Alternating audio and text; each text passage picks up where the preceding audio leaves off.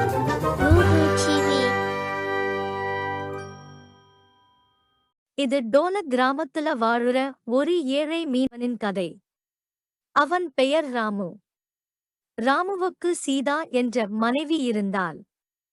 ராமு தினமும் காலையில அவன் கிராமத்துக்கு வெளியே இருக்கிற ஏரியில மீன் பிடிக்க போவான். ஆனா அவனோட அந்த பழைய வலையில கொஞ்சம் மீன்கள் தான் சிக்கும். அதை தன் மனைவியிடம் கொடுத்து விற்று விடுவான். நல்ல மீன் இங்க கிடைக்கும், எல்லாரும் வந்து மீன் வாங்கிக்கங்க.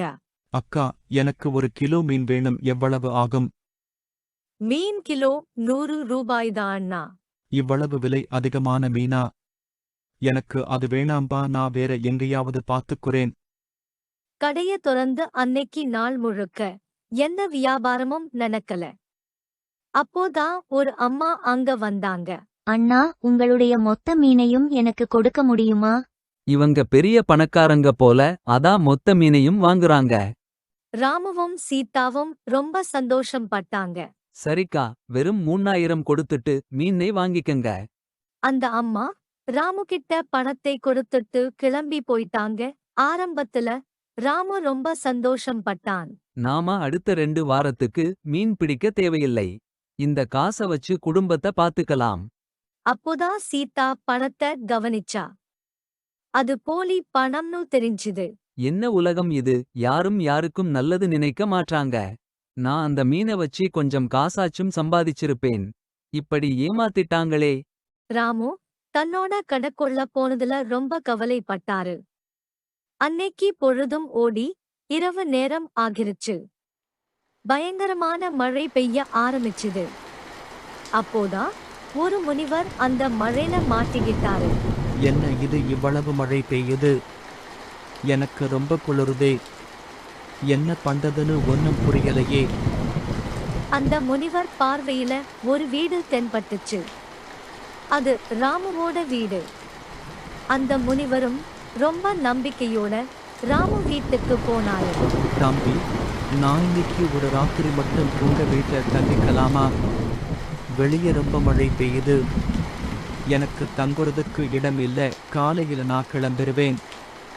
இல்ல பெரியவரே, எங்க குடும்பம் ஏற்கனவே ரொம்ப கஷ்டத்துல இருக்கு. இதுல உங்கள தங்க வச்சு பாத்துக்குற அளவுக்கு எங்களுக்கு வசதி இல்ல. அப்போதான் ராமுவோட மனைவி வந்தா. பரவாயில்லைங்க, அந்த பெரியவர் இன்னைக்கு ஒரு ராத்திரி தங்கிக்கட்டும். பாவம், எவ்வளவு மழை பெய்யுறது, அவரு எங்க போய் தங்குவாரு? சரி பெரியவரே, நீங்க இன்னிக்கு ஒரு ராத்திரி மட்டும் இங்க தங்கிக்கோங்க.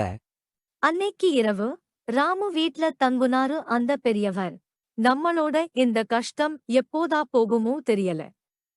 இன்னைக்கு புடிச்ச மீனையும் ஒரு பொம்பளையிட்ட ஏமாந்து நிக்கிறோம். அந்த பிஞ்ச வலையில மீன் மாற்றதே கஷ்டமா இருக்கு. இதுல புடிக்கிற மீனையும் ஏமாத்தி வாங்கிட்டு போயிட்டாங்க. இப்படியே போச்சுன்னா நம்ம எப்படி குடும்பத்த பாத்துக்க போறோம்னு தெரியல. இதையெல்லாம் முனிவர் காதுல விழுந்துச்சு. மறுநாள் காலையில சூரியன் உதிச்சுது. வானமும் மழை இல்லாம தெளிவா இருந்துச்சு. தம்பி, நான் கிளம்புறேன். நீங்க செஞ்ச உதவிக்கு ரொம்ப நன்றி. அந்த முனிவர் தன்னிடம் இருந்த ஒரு வலைய கொடுத்தாரு. அது சாதாரணமான வலை இல்ல, அது ஒரு மந்திர வலை. ஆனா அப்போ அது ராமுவுக்கு தெரியல. ராமுவும் அந்த வலைய வாங்கிக்கிட்டான். அன்னைக்கு பொழுது ராமு எப்பவும் போல மீன் பிடிக்க போயிட்டான். ஆனா வழக்கத்துக்கு மாறா அவனோட அந்த வலையில நிறைய மீன் மாட்டுச்சு. ராமு அந்த மீனெல்லாம் எடுத்துக்கிட்டு வீட்டுக்கு போய் தன் மனைவியிடம் காட்டுனான். என்னது வழக்கத்துக்கு மாறா இன்னைக்கு நிறைய மீன் கொண்டு வந்திருக்கீங்க? ஆமா, எல்லாம் அந்த முனியவர் கொடுத்த வலையாலதா. நிஜமாவே இது ஒரு மந்திர வலைதா போல. ராமுவும் சீதாவும் அவங்க பிடிச்ச வகை வகையான மீன விற்க போனாங்க. வியாபாரமும் நல்லா நடந்துச்சு. தினமும் வியாபாரம் நல்லா போனதுனால ராமு சொந்தமா வீடு வாங்கிட்டான்.